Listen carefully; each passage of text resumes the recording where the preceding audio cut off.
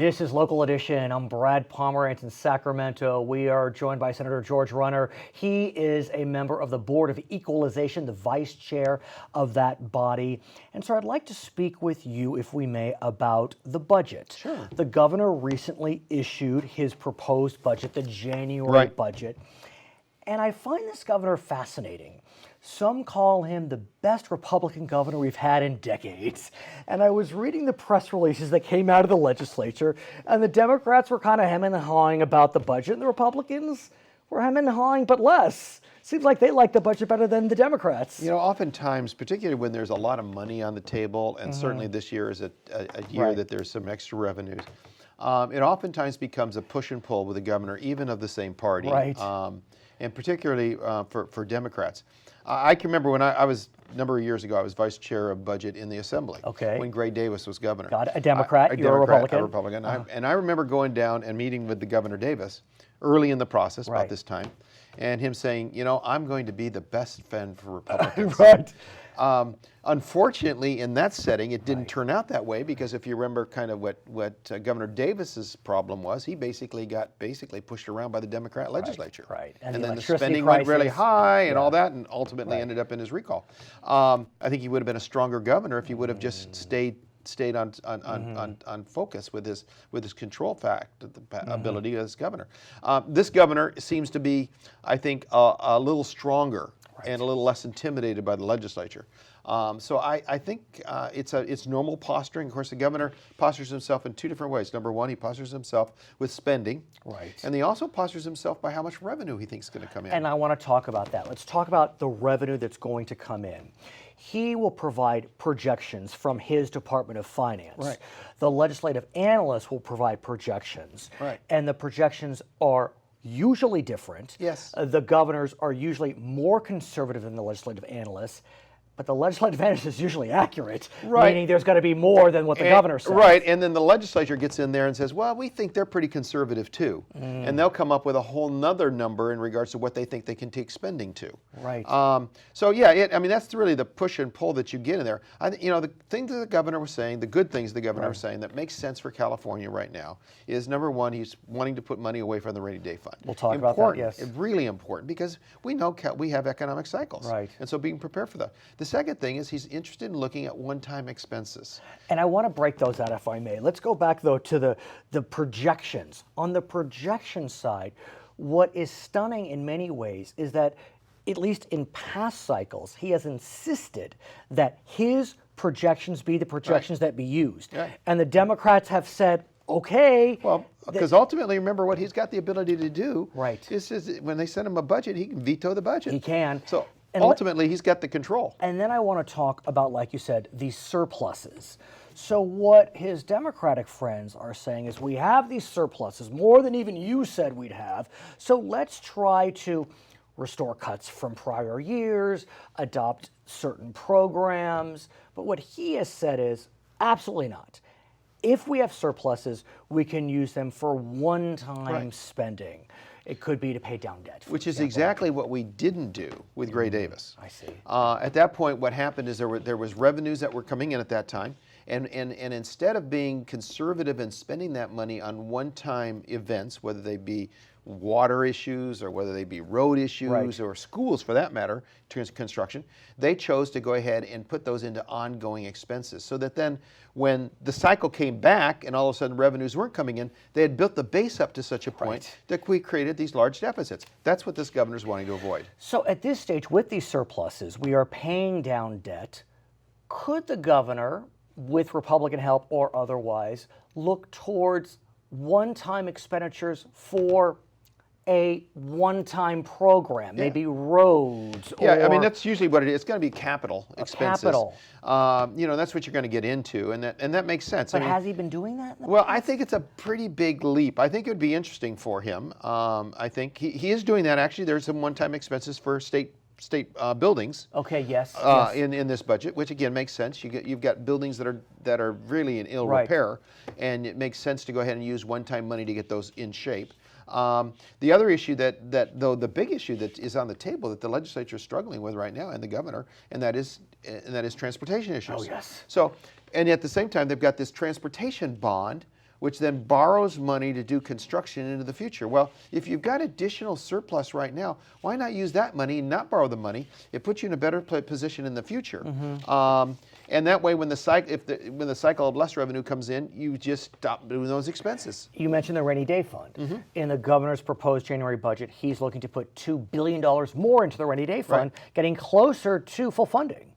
Do you think it's appropriate for him to do that? Should he be putting in more or less, or did he hit the sweet spot? Well, I think, I think putting more is the right direction. If he was to put in more money, if he was to put in, say, I would not be too critical if indeed not putting all the money into rainy day fund and putting money into, for instance, transportation.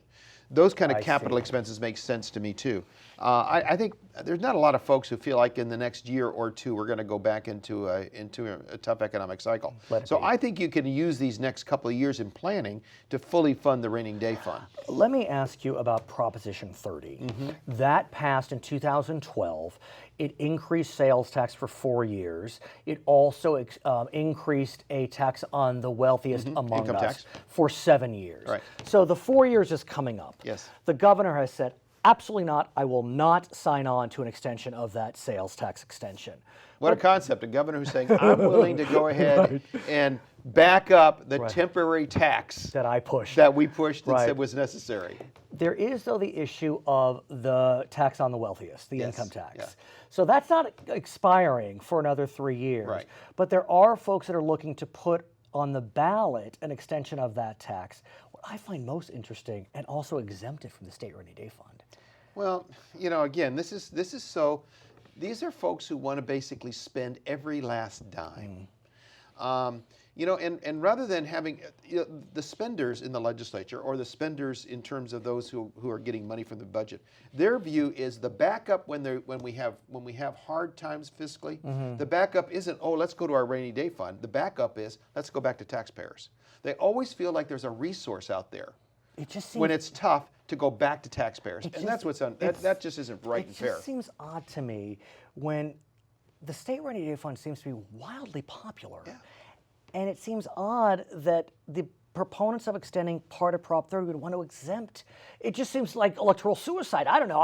Who am I to say? Makes it much tougher. Well, I think the whole sell is tough. I think it's a tough sell to go to voters this year and say, hey, look, remember that temporary tax we told you about? We want to go ahead and make it a permanent tax. And exclude it from rainy day fund. For this. And on top of that, you know what? We've got several $1 billion extra money that we're just doing new programs with. It seems like a really tough sell in this environment. We're also looking at a potential school construction bond. I feel as if there may be some bipartisan support for it. Are Republicans on board? I think they could be. Yeah. I think they could be. But the governor isn't so much on board. I think at this stage he isn't. I think there's a lot of concern there, and of course you get school bond coming from two different directions. There was an effort in the legislature to do a school bond that failed. And now you've got an initiative out there to put a school bond on. I think $9 billion. That's coming, I think, mostly from builders and those folks that are feeling it. You know, so it's a push and pull. You know, What's your sense? I sense that you've got to. The fact is that in the way California operates, we build schools with borrowed money. And if you're running, and there are a lot of schools that probably need to be looked at, and how do we then replace these schools? How do we build schools? I think it's a good issue. The problem is, I think if the legislature does it, what you do is you don't get a lot of reform then in the construction process. If you go ahead and let some outside folks come up with the formula, I think you get more reform in the construction process, therefore lowering the cost for I think the governor's looking for that type of reform. So we'll see what happens. Okay, his name is George Runner. He is a member of the Board of Equalization, the vice chair of that organization. My name is Brad Pomerance in Sacramento. This is Local Edition. Under the 2015-16 adopted state budget, which area received the greatest increase from the prior year in real dollars? The Earned Income Tax Credit, K-12 Local Control Funding Formula, K-12 and community college repayments, or the University of California? The K-12 Local Control Funding Formula received the greatest year-to-year increase under the 2015-16 budget, $6 billion. This is Local Edition. I'm Brad Pomerance in Sacramento at the state capitol. We are joined by Bob Huff. He is a member of the California State Senate. And as a result of your run for the LA County Board of Supervisors, and your work in the Senate, you become acutely aware of the challenges that we face as it relates to homelessness. Los Angeles County, I have learned, has the largest homeless population in the country.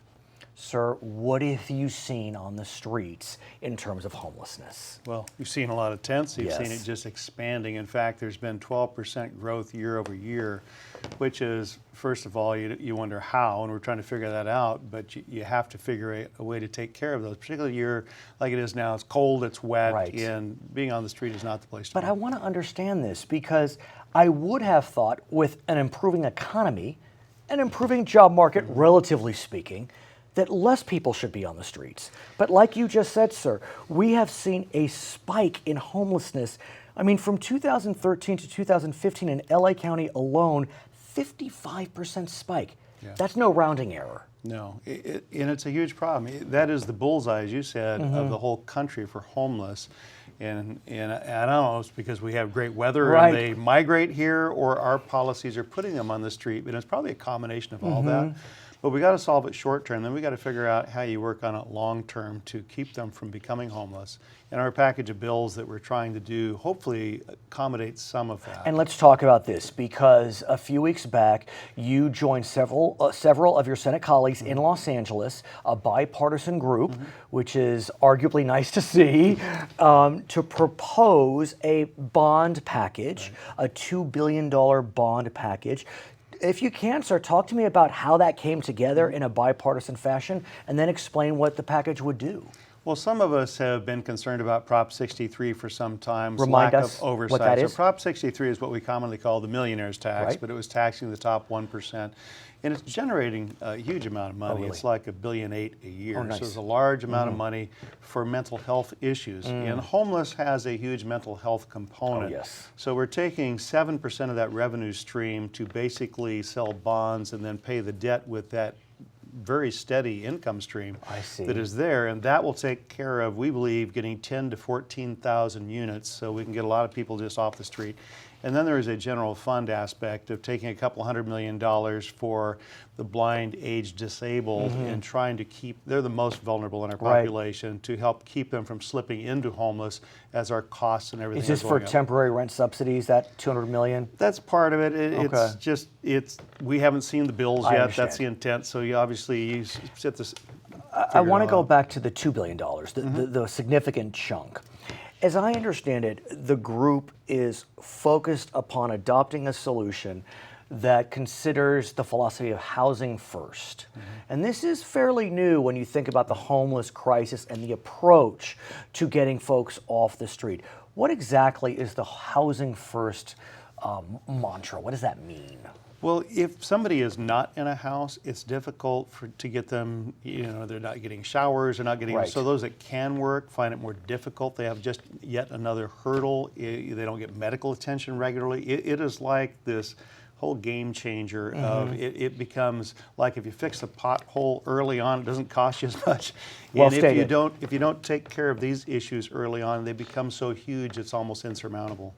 So your view under the housing first philosophy, a view that's being adopted as I understand it, is in the past what we've done is we've said, okay, you can come into our shelter, but we're going to drug test you and we're going to make sure that you're clean and sober. And if you're not even stepping foot. Right. So now what you're saying, what the group is saying is, let's get you in. Right. Okay, so once they get in, that's fine. But then I got to think sobriety is important.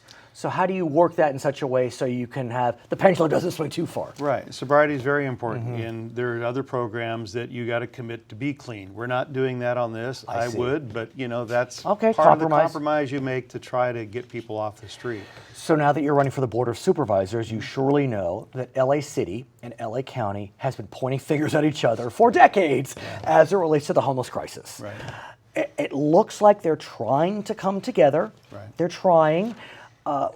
How does the state Senate bond play in, if at all, with the solutions being discussed in LA City and or LA County? Well, anytime you have a pot of money like that, that's attractive, and it should attract other money because it will be basically grants. So you got to come I up with a understand. program, have some matching money, and really we're taking back some of the money that would be flowing to the counties anyway.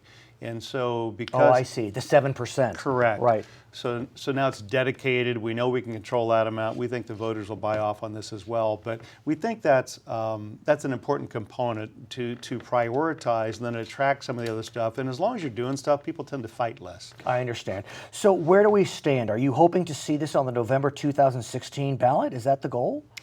Well, actually, as I'm thinking about it, I think that Prop 63 was written to the legislature with a 2/3 vote, and that's where bipartisans can do it on their own. I believe that's the way it is. I believe you're right, actually. Yeah. I mean, yeah, you're absolutely right. That can be done. So this could happen this year. This could happen this year, and we could get it done with urgency, I would think. Okay, I want to shift gears, if I may, and speak about the budget. It all comes together in the end.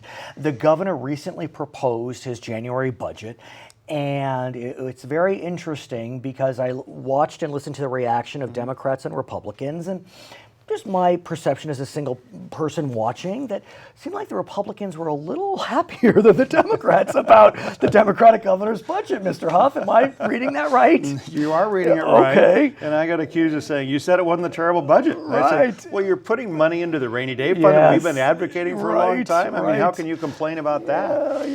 The next recession's right around the corner sometime. We just don't know when. But no, I mean, what I didn't like about it, let's talk about that. Please. You got to say what you didn't like. He's got a couple of taxes in there. He put in $3 billion worth of transportation tax, another $1 billion of this health plans tax. And I want to ask you about that, if I may. Yeah, so that's the part particularly that's egregious. When your budget is expanding, you get $10 billion unanticipated revenue. Why are you taxing us yet more? So on the transportation tax question, that's a worthy discussion, whether we need to, quote, increase taxes. On the healthcare element, though, the healthcare tax, it's a little more complicated. As you know, we currently have a tax that applies to all plans that offer Medi-Cal, Medicaid. The feds have said if you want to have a tax on Medicaid plans, you need to have it on all plans. If you don't, we are going to withhold over $1 billion. So what the governor is trying to do is, I guess, even out the tax so it applies to all plans so as to not lose that $1 billion. Still makes you queasy to pass that tax? Yeah, it still makes me a little bit queasy because before the people who were paying in were the ones benefiting, and they've been, massaging it around trying to get everybody happy on it. I don't think everybody's happy yet, but there's a lot more happy people there. But it's still $1 billion that are going into the health plans, and not in a perfect exact manner. So I still have a little heartburn. I'm still looking at it, and we'll see how it works out. As I understand it, and again, the proposals are still kind of marching through, but the governor is proposing some offsets, and he would argue that in the end, the plans actually may benefit because of the tax offsets. But is that devil's in the details? Devil's in the details. Some plans do benefit better than others. There's some nonprofits that aren't exactly happy with it. Right. But your Democratic friends are wanting some of this extra money to be spent, not just on rainy day, not just on debt, but on programs continuing or otherwise. Is there a place for compromise on this?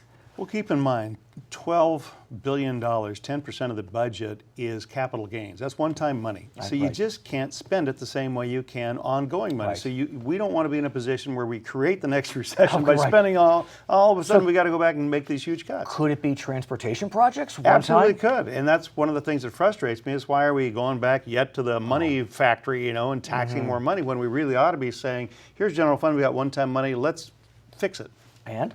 And it's not happening. Will it happen? Can it happen? I mean, is it a place for compromise? There can be compromise. Okay, his name is Bob Huff. He is a member of the California State Senate, a candidate for the Board of Supervisors in Los Angeles County. My name is Brad Pomerance. In Sacramento, it's Local Edition.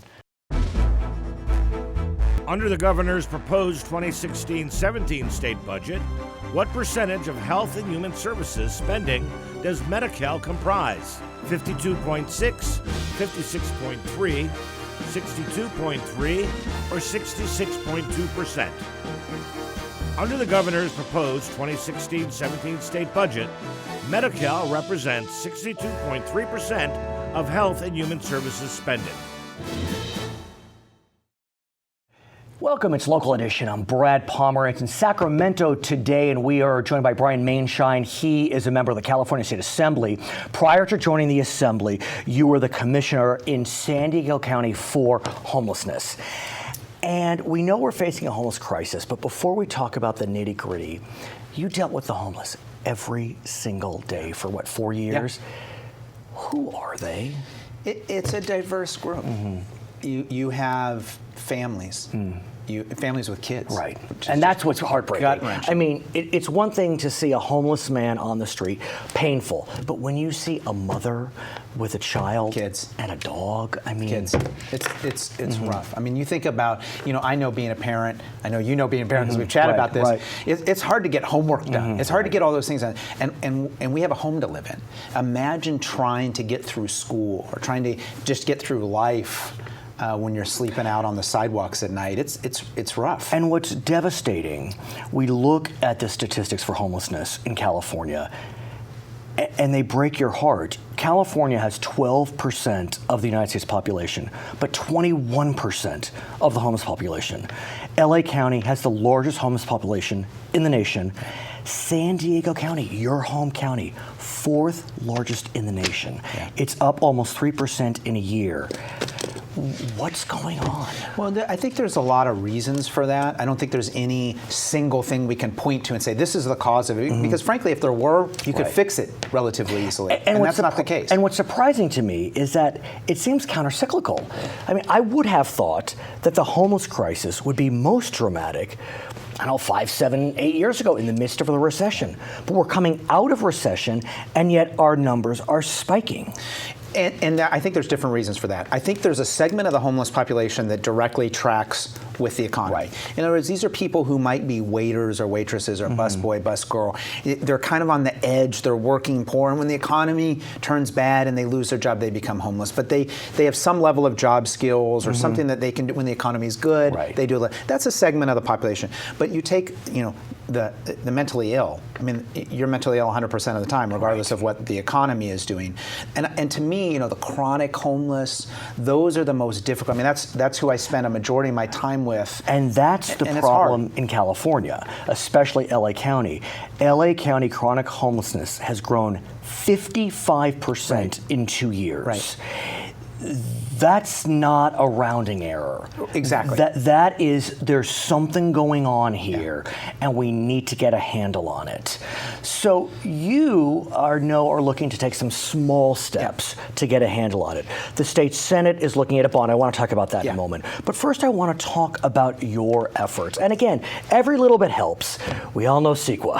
CEQA, California Environmental Quality Act, and it focuses upon the construction of buildings and other things to be done in a way that will not adversely impact the environment. But it can be used as a weapon, one could argue. What's happening as it relates to CEQA and homeless construction projects for the homeless? So I'm really pleased. Yeah. I had a bill that just recently got through the Natural Resources Committee that would waive CEQA if you're building transitional housing for the homeless or supportive housing for the homeless. Okay. I think that's an important step because it makes building that type of housing easier. It makes it cheaper. Those are good things. So you got it through. I got it through. That's a miracle. Yeah. I mean, CEQA reform is very tough. Even though the Democratic governor wants CEQA reform, we didn't get CEQA reform for dams, for example. Yeah. I know some of your colleagues were looking to do that, but somehow you pushed it through. It's still pending. I mean, it went through committee, but you're feeling good that it's going to march forward. I do. I think there's a commitment, and I credit my Democratic and Republican colleagues both,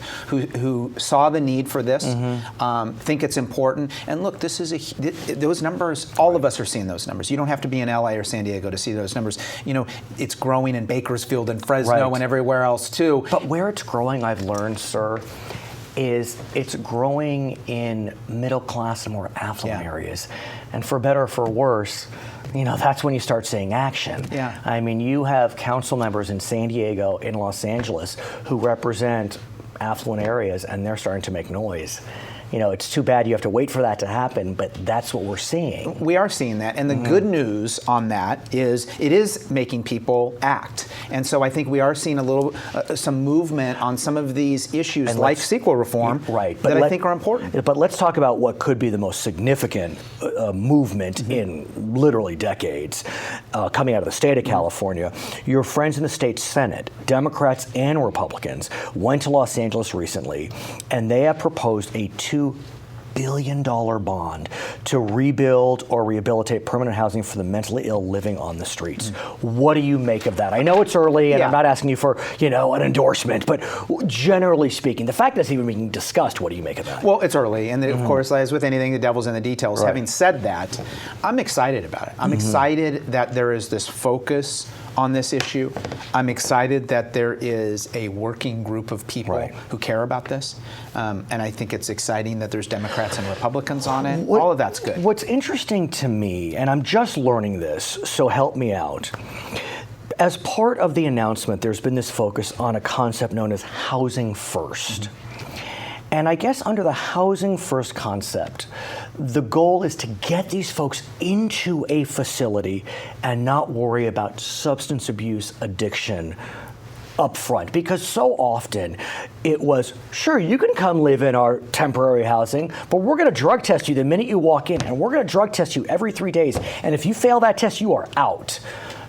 Now there's a sea change on that question. What do you make of that? Well, I think the idea behind it is that the problems associated with homelessness can't be dealt with when you're living on the street. That you need the housing first, and that's why it's called housing first. You need the housing first, get in the housing, and then these issues, substance abuse, mental health.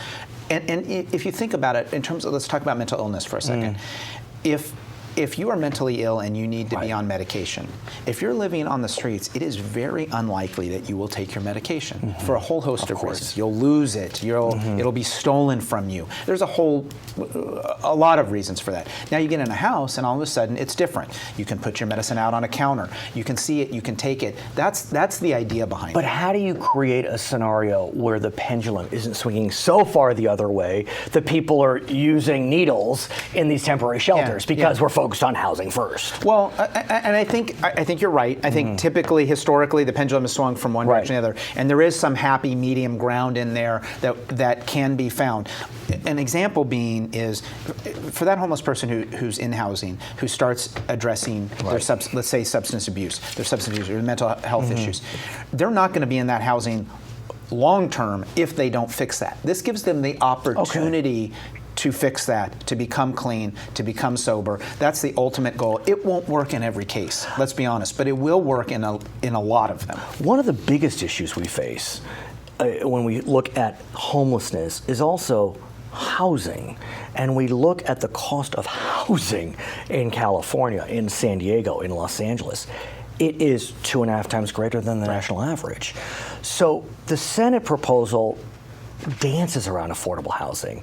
Do we need to look more directly at affordable housing as well? Oh, sure. And that's got to run the gamut. I mean, here's the other thing, is we can talk about bonds all we want, and those may or may not end up being good. But the reality is it's very expensive to build housing in California. Part of that's just market force. It's a desirable place to live. San Diego's, I'm biased. Of course. But it's a wonderful, desirable place to live. So it's always going to be expensive because people want to live there. It's going to drive the cost up. But also, to be fair, you have to look at what are all the fees that are going into this. What are all the taxes? Well, that are going you into had this? CEQA reform, so that helps a bit, I would presume. That'll help. That'll help a lot. But I mean, I think so that's what I mean by in terms of looking at homeless. You can't just look at it at one piece of it. It is a huge pie. You got to kind of attack it from a lot of different areas. But that's one of the things. If it's going to be that expensive to build housing, you're not going to build low-income housing. Please come back, because I want to continue this conversation. It's one we're going to have throughout the entire year. We'll have to see what happens with the bond. It will wind up at the Assembly, presumably. His name is Brian Maienschein, member of the California State Assembly. My name is Brad Pomerance. We're in Sacramento on Local Edition.